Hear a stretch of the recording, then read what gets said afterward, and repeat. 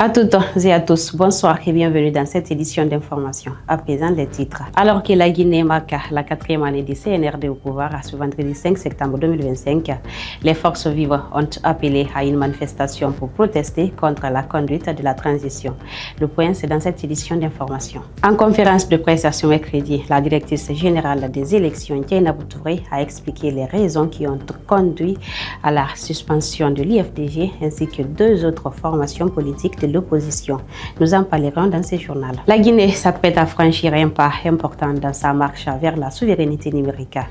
Le gouvernement a procédé ce jeudi 4 septembre 2025 à la cérémonie officielle de l'opérationnalisation du domaine national GN et l'inauguration du data center national. Une fois de plus, mesdames et messieurs, bonsoir et bienvenue. Je vous l'annonce en titre ce vendredi 5 septembre 2025, date marquant la 4e année depuis l'arrivée du CNRD au pouvoir. Les forces vives de Guinée ont appelé à une manifestation nationale. Elles disent dénoncer la gestion de la transition et réclamer un retour rapide à l'ordre constitutionnel.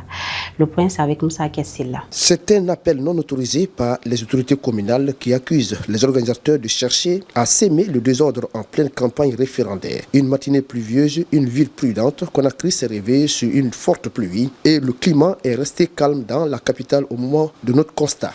Sur l'autoroute, le Prince, l'axe habituel de contestation, aucune scène de violence n'a été enregistrée. Néanmoins, des tensions sporadiques avaient été signalées dès jeudi soir, notamment du côté de Koloma et Bombouli. Boutiques fermées, circulation réduite.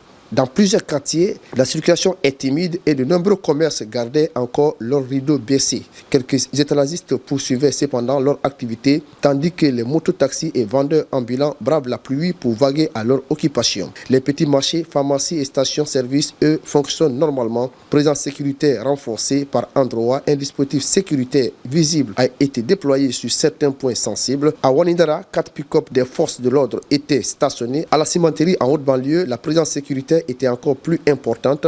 En revanche, à Symphonia T7, un seul véhicule de police était posté pour anticiper tout débordement. Si la matinée s'est déroulée sans incident majeur, mais un calme précaire règne, la situation pourrait évoluer au fil des heures au gré de l'appel à manifester et de la réaction des forces de sécurité.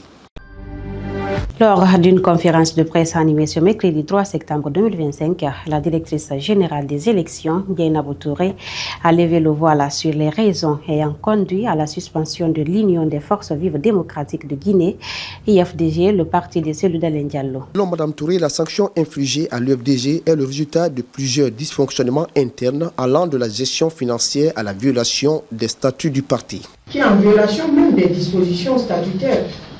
Parce qu'au contexte, n'assimilant une convention nationale à un congrès du parti. La convention nationale du parti est différente du congrès. Parce que le congrès, c'est tellement bien organisé, c'est comme un gouvernement. Le congrès, tel que c'est dans les statuts. La composition des organes de direction. Si vous regardez les décisions telles qu'il doit revenir, il ne revient même pas au président s'il de prendre une décision, de sanctionner quelqu'un. Il y a un conseil de politique. Une fois que le bureau exécutif, selon le statut réglementaire, se réunit, prend une décision, il revient au conseil politique de l'appliquer. Poursuivant, Mme Touré a pointé du doigt des irrégularités dans la gestion des fonds du parti, notamment à ce qui concerne la construction de son siège social. Elle a exprimé son étonnement face à ce qu'elle a qualifié de manque de transparence concernant l'origine des fonds, estimant que la valeur de l'édifice, estimée à plus de 10 milliards de francs guinéens, ne pouvait être justifiée. Les irrégularités, si je continue parce que j'ai tiré un document, il y a la gestion financière. Vous ne pouvez pas me dire que vous avez construit un siège qui fait plus de 10 milliards que vous n'avez même, vous ne pouvez pas me justifier comment tout l'argent est rentré. Et que vous me dites simplement que les comptes sont avec des gens qui sont en prison, l'autre trésorier est décédé, nous n'avons aucun document, les documents sont avec le président ou les documents se trouvent au palais sectoriel. Un parti politique n'est pas géré à sectoriel, il est géré et vous avez un siège en bonne et due forme. Ça aussi, c'est la vérité. Ça nous interpelle tous que quand on doit travailler, on travaille selon les règles de notre pays. La directrice générale des élections a également souligné l'absence de respect des règles de fonctionnement de l'IFDG et a mentionné un manque de transparence concernant la liste des membres de l'organe de direction, la durée de leur mandat ainsi que l'absence de compte-rendu d'activité. Le pouvoir excessif du président du parti, pour Djenabou Touré, la suspension de l'FDG est aussi le fruit d'un fonctionnement en marge des règles démocratiques où le président du parti semble prendre seul des décisions importantes. Et puis, la Guinée a célébré ce jeudi en grande pompe une étape majeure dans sa quête de souveraineté numérique avec l'inauguration de son data center national et le rapatriement officiel de son nom de domaine, le GN, par le ministre directeur de cabinet de la présidence, Djiba Diakité. Cette double avancée qui coïncide à la 4e année de l'avènement du Comité national du Rassemblement pour le développement CNRD marque un tournant stratégique pour le pays. C'est un reportage de Cogno Célestin Sagnon. Ce jeudi 4 septembre 2025, la Guinée a franchi une étape historique dans sa transformation numérique. 2 réalisations majeures ont été officiellement lancées par le ministre directeur du cabinet à la présidence, Djiba Diakité. Il s'agit du GN, l'extension nationale du nom de domaine, véritable symbole de notre identité numérique, et le Data Center National Tier 3, premier du genre dans notre pays, garantissant sécurité, performance et disponibilité aux meilleurs standards internationaux. Le ministre directeur du cabinet de la présidence a souligné l'importance de cette initiative. Je suis fier que nous pouvons désormais affirmer, je dis bien, une grande fierté, que la République de Guinée peut désormais affirmer notre place sur la carte numérique mondiale à travers le point GN. Chers compatriotes, chers amis de la Guinée, chers collègues,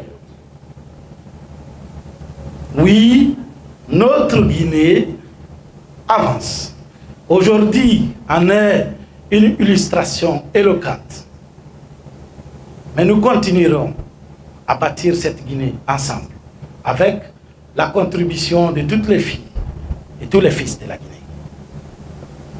Ce projet de data center restera comme une référence pour nous, mais également pour les générations futures.